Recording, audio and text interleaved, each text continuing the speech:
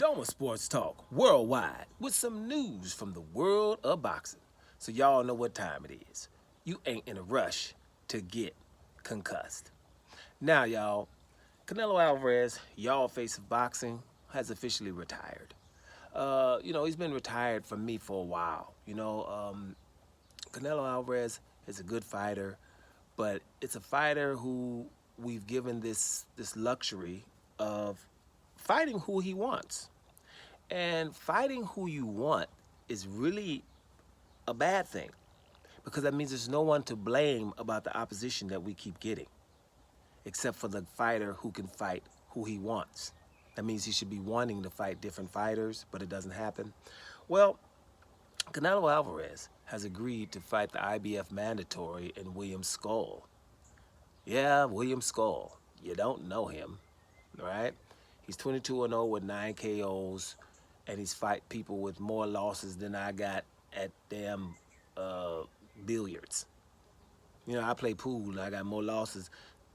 Skull got more losses than I got at pool, because I ain't good at pool. You know what I'm saying? The fighters that he's fighting against, double-digit losses and things like that. So what I'm trying to say here is William Scull is the IBF mandatory, which he shouldn't be, right? And Canelo's agreeing to fight him because he would be stripped of being undisputed. But the WBC and the WBA, who's had mandatories for 2 years, and David Benavidez and David Morrell respectively, they didn't force him to do that.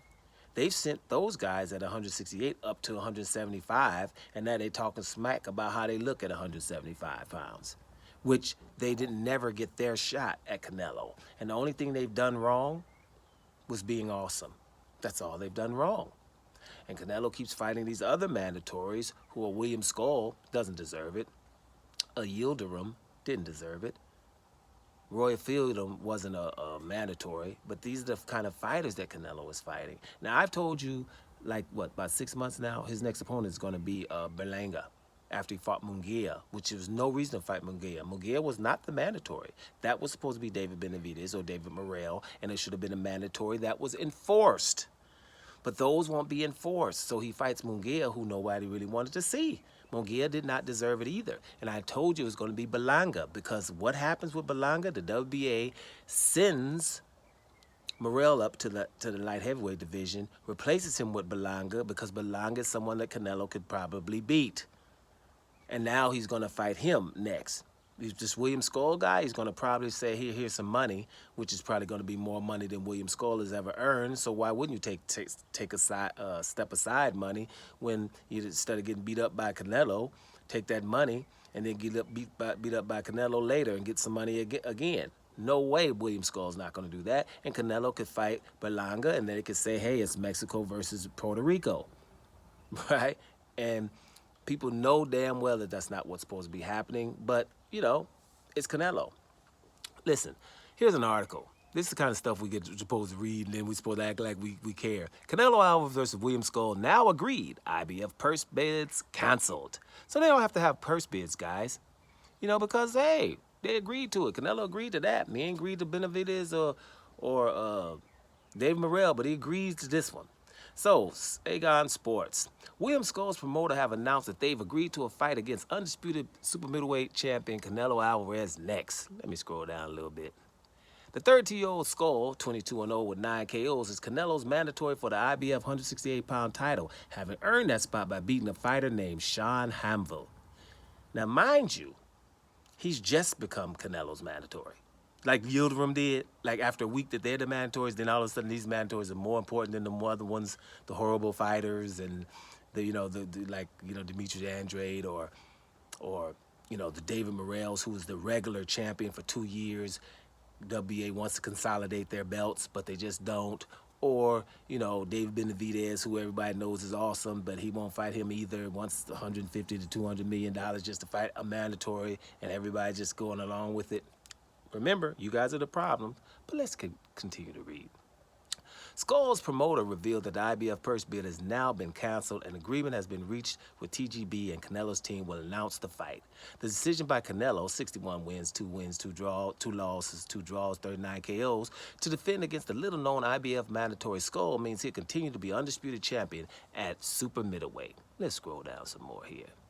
Let's do it now. Now we'll see if the WBC will put Canelo's feet to the fire and force him to defend against the mandatory Dave Benavidez in his next fight after he's satisfied his IBF ordered defense against Scull. Let me just chime in here.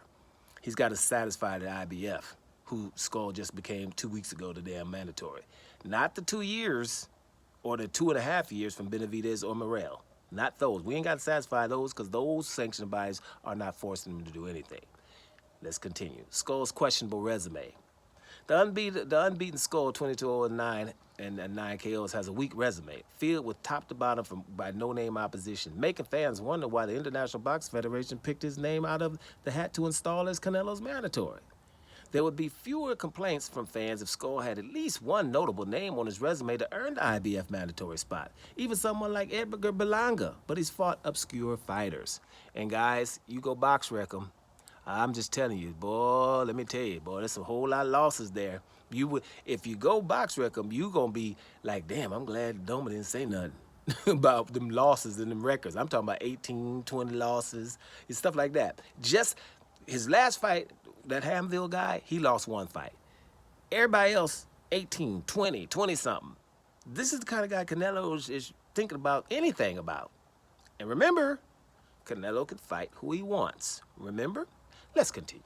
The German-based Skull's last 4 wins, Sean Hamville, Christian Fabian, Rios, Abel Nicholas Adriel, and Evgeny Shevchenko, those are all second-tier fighters, not in the top 15 opposition. Okay? It's quite bizarre and obvious not good for the Mexican superstar because it's a fight that will be difficult to sell on pay-per-view. Let's continue to scroll on down a little bit. Now they're going to go in on David Benavidez, just make you people feel good. David Benavidez's title hopes dashed. The news won't make David Benavidez happy. Last Saturday night, he talked of returning to the 168-pound division with hopes of challenging Canelo for his 4 super middleweight titles. Now that dream is up in smoke, and he will have to stay at 175 or return to 168 to continue on waiting, which is true. Right? Staying at 175, a division Benavidez is under-equipped for power and skill-wise, is a road to nowhere. His only chance of success is to return to 168 and continue waiting and hope for Canelo Alvarez to give the fight he's been pushing for. Now, when we're talking about David Benavidez, in the same article, he has to wait and hope. William Scull has been the mandatory for 2 weeks. Ain't got to wait, ain't got to hope, and gonna get some money for stepping aside. In the same article, guys, because when we talk about Benavidez, we don't talk about this a mandatory that's going to be enforced. When we talk about David Morrell being a regular champion, it's not a mandatory that's going to be enforced. Everybody that's good ain't nothing to be enforced. Remember, Demetrius Andrade is a horrible fighter. That horrible fighter could have gave Canelo an undisputed championship in the middleweight division. All those fighters that are kind of good, is something wrong with them, right? On the bright side, I want to continue. On the bright side, Benavidez can continue to carve out a good living while waiting for Canelo to fight him at 168, as his size advantage over his opposition in that weight class virtually guarantees success. So basically, we're going to go in on Dave Benavidez about being a weight bully, and he's bigger than the guys at 168, which is true. He's bigger than the guys at 168. But at 175, fighting Alexander Wojcik, I'm telling you now, that was impressive to me. You guys can talk that smack, but everybody's not beating Wojcik. Wojcik is a good fighter. He's from the Ukraine, and y'all know Ukraine bring the pain, and the guy is pretty damn good. But Benavidez had him in a tentative vibe, right? So I thought Benavidez looked good, especially after finding out later that his hands were a little bit injured.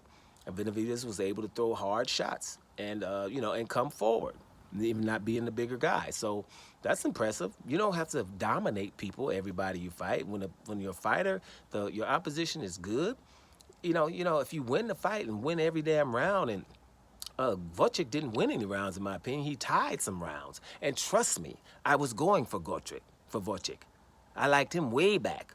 I wanted him to be in the time. You know, so I'm a Vucic fan, Ukraine period, most of the time, except for Lomachenko. Everybody else from Ukraine, I'm rolling with them.